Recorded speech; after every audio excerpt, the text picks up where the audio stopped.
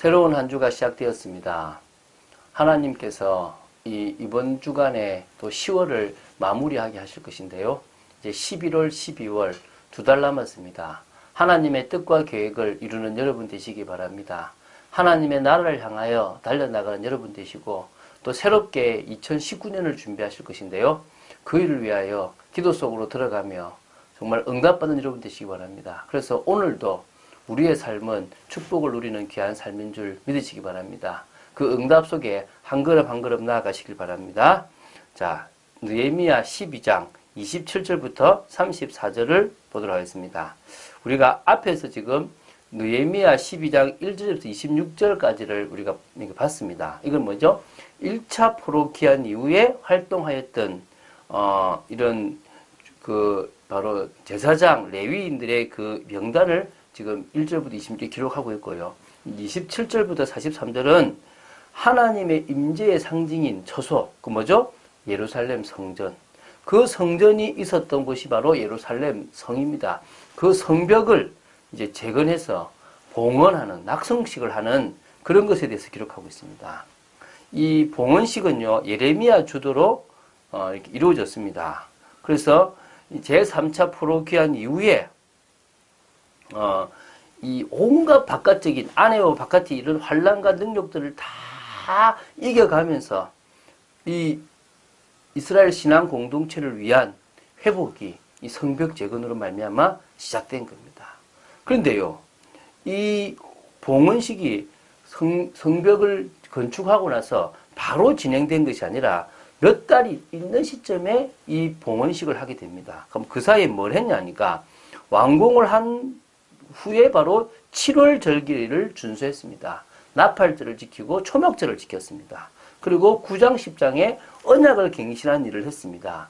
그런데 그보다 더 중요한 것은 예루살렘 성에 사는 사람들이 너무 작았기 때문에 백성들을 이주시킨과 더불어 그들을 향한 성전 제사 제도를 확립하는 일들을 쭉 진행했다는 것입니다.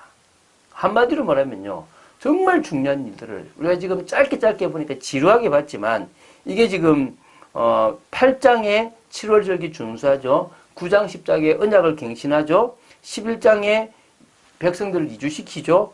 그 다음에 12장에 지금 앞절까지 뭡니까? 제사장이나 레위인들에 대한 제도를 확립하죠. 정말 잘 봐야 됩니다. 사실 이렇게 완공 후에 느헤미야가 봉헌식을 늦게 했던 이유가 아까 말했지만 예루살렘 거민이 너무 적었기 때문에 그런 것도 있습니다. 그래서 예루살렘 바깥에 있었던 유다에 흩어져 있는 백성들을 10분의 1 정도, 한 5천 명 정도를 이주시킴으로 말미암아 안에 5천 명이 살았기 때문에 한 10,000명 정도를 그곳에 살게끔 만들고요. 또 그러면서도 이 예루살렘 성벽이 재건되는 것보다 더 중요한 것은 신앙이 회복되는 겁니다. 신앙 회복을 위해서 모든 정비들을 언약을 갱신하고 새롭게 모든 일들을 진행했습니다. 이게 너무너무 중요하다는 사실을 기억해야 될 것입니다. 자, 오늘은 이제 그 성벽을 하는 이게 봉헌식을 하는 과정인데요. 몇 번에 나눠서 좀 보도록 하겠습니다. 오늘은 12장 27절부터 34절까지를 보도록 하겠습니다. 예루살렘 성벽을 봉헌하게 되니 각지에서 레위 사람들을 찾아 예루살렘으로 데려다가 감사하며 노래하며 재금을 치며 비파와 수금을 타며 즐거이 봉헌식을 행하려 하매 이에 노래하는 자들이 예루살렘 사방들과 느도바 사람의 마을에서 모여들고 또 백갓길과 게바와 아스마웻들에서 모여들었으니 이 노래하는 자들은 자기들을 위하여 예루살렘 사방의 마을들을 이루었습니다. 지금요, 이 봉헌식에는 당연히 축제니까 아주 다양한 악기 연주자들이 동원되었습니다. 또 노래 부르는 사람들도 동원되었습니다. 이 노래하는 자들에 해당하는 것은 역대상 25장에 보면 아삼과 헤만과 여두둔의 이 가문의 레위인들이 맡아서 했는데요. 이들이 이제 흩어서 여기 나오잖아요. 자기들을 위해서 흩어져 살았지만 중요한 시점이 되니까 이동해 와가지고 노래도 하고 하나님을 높이고 찬양도 하는 일들을 감행했다는 것입니다. 30절입니다. 제사장들과 레위 사람들이 몸을 정결하게 하고 또 백성과 성문과 성벽을 정결하게 하니라. 자, 이제 봉헌식은 예식과 같이 예배와 같은 거기 때문에요. 가장 중요한 것은 자기 몸을 정결하게 하는 겁니다. 그리고 그다음에 뭡니까? 성문과 성벽을 정결하게 하는 겁니다. 그래서 먼저 자신을 정결하게 하는 것은요. 제사장과 레위인들이 자신을 정결하게 하는 그 방법이 어디 기록되어 있냐 그러면요. 이게 이제 뭐 보면 이렇습니다. 이 출애굽기 또 뭐 레위기, 민수기, 역대상에 에스라에도 기록되어 있는데요. 여기 보면 뭘 하냐 그러면 속죄를 위한 제사를 지냈고요. 금식도 하고 성관계를 자제했고요. 희생제사와 목욕을 하고 의복을 갈아입는 등 아주 엄격하게. 지금 우리가 이걸 다 한다면 얼마나 복잡하겠습니까? 우린 예수 그리스도로 옷 입어버리면 끝나버리는데 이때는 이렇게 복잡하게 이걸 다 이렇게 했습니다. 그리고 이제 뭐냐 성벽과 성문을 정결케 하는 의식은요. 레위기 14장에 나오는 건데요. 건물을 정결케 하기 위해서 정결 예식을 따라 제사장이 새의 피를 우슬초와 백향목, 홍세실에 묻혀서 막 뿌립니다. 아마 그렇게 해서 이 봉헌식을 하기 전에 개인도 또 백성들도 또 뭡니까? 이 성벽과 성문도 정결하게 하는 예식들을 치렀다고 보시면 됩니다. 자, 31절부터 34절 보겠습니다. 이에 내가 유다의 방백들을 성벽 위에 오르게 하고 또 감사 찬송하는 자의 큰 무리를 둘로 나누어 성벽 위에 대오를 지어가게 하였는데 한 무리는 오른쪽으로 분문을 향하여 가게 하니 그들의 뒤를 따르는 자는 호세아와 유다 지도자의 절반이요 또 아샤라와 에스라 무술람과 유다와 베냐민 스마야와 예레미야며 이게 지금 이렇게 성벽을 갑니다. 왜? 이 튼튼하게 지었던 성벽을 지금 가고 있습니다. 이 39절까지가 이제 찬양단들과 이렇게 따라가는 이렇게 걷는 의식을 지금 거행하는 장면인데, 우리는 지금 두로 나눠서 가고 있는 이름만 딱 보고 또 내일 우리가 보겠습니다. 자, 하나님의 은혜로 지금 성벽이 완공이 되어졌습니다. 지금 오늘이 그 사이에 많은 정비와 더불어서 봉헌식을, 낙성식을 하고 있는 것입니다. 얼마나 감사합니까? 감회가 새롭겠죠.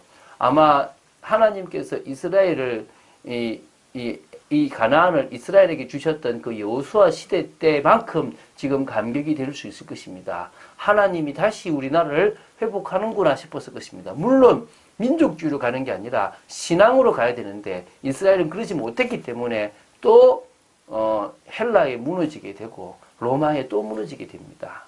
참 중요한 신앙의 본질을 놓쳐버리면 안 되겠죠. 그러나 이때만큼은 아마 기쁨과 즐거운 마음으로 그들이 참여하고 또 감사하고 하나님의 영광을 드러내고 그렇게 했을 것입니다. 우리 삶에도 마찬가지입니다. 무너졌던 것을 하나님은 우리의 기도와 우리의 또 하나님 앞에 헌신으로 회복시키는 시간표가 있습니다. 그럴 때 감격하고 기뻐하시고 무엇이 본질인지를 놓치지 말고 가는 여러분 되시기 바랍니다. 왜냐하면 우리는 불가항력적 은혜로 구원을 받았습니다.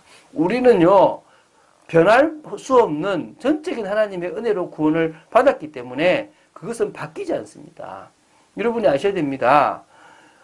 이 예수 그리스도를 믿게 된 것 자체가 주님이 역사하셨기 때문에 그렇습니다. 성경이나 교회사의 인물들은 하나님의 은혜로, 아브라함도 마찬가지고 누구든지 하나님이 은혜로 그들을 부르셨기 때문에 그들이 구원받은 자가 되었다고 보시면 됩니다. 오늘 이번 주에 우리는 지금 사울이 구원받은 겁니다. 핍박자였습니다. 스데반을 죽이는데 앞장섰고 또 교회를 잔멸하려고 집집마다 들어갔던 인물입니다. 뿐만 아니라 다메섹에까지 가서 예수 믿는 자들을 옥에다가 가두려고 데리고 오려고 했던 그 사람입니다. 그런데 그런 사울에게 주님은 나타나셨습니다. 그런 사울을 주님은 바꾸셨습니다. 그런 사울에게 하나님은 최고의 은혜를 허락하셔서 친히 나는 네가 박해하는 예수다라고 말씀하시면서 그에게 나타나셔서 그에게 은혜를 주셨습니다. 그때 그가 그렇게 궁금하고 오해스러웠던 율법의 모든 것들이 풀려지고 은혜가 무엇인지 알게 되었습니다. 그런데 바울이 계속 깨닫다 보니까 이 구원이 창세 전부터 계획된 엄청난 구원이라는 것을 깨닫게 되었습니다. 우리는 그 구원의 은혜 속에서 구원받았고 그래서 값없이 주신 하나님의 사랑이라고 우리는 이야기할 수 있습니다. 저는 이걸 깨닫고 나니까요. 사람을 보는 게 조금 달라졌어요. 하나님 저 사람을 구원하려고 하는가? 영생을 작정된 자인가? 그렇다면 내가 저 사람한테 해야 될 것이 무엇인가? 이런 부분들에 대해서 생각하게 됩니다. 그런 부분에서 우리는요, 복지 선교도요, 새롭게 해야 됩니다. 정말 기쁜 마음으로 하나님이 주신 은혜들을 회복하는 우리가 이제는 그 은혜를 전하기 위해서 육신적인 것만 전하는 것이 아니라 물질적인 것만 주는 것이 아니라 영적인 것을 줘야 됩니다. 내게 있는 것으로 내게 준다라고 했던 그 베드로의 그 고백처럼 그 정말 그리스도 나사렛 예수 그리스도를 증거하는 참된 축복, 그래서 생명운동이 일어나야 될 줄로 믿습니다. 하나님은 우리가 이런 축복의 인생 되기를 원하십니다. 이런 말씀 따라가는 축복의 삶을 살아가기를 원하십니다. 그런 축복된 여러분 되시기를 주 예수 그리스도 이름으로 축원드립니다. 주는 그리스도시요 살아계신 하나님의 아들심을 고백합니다.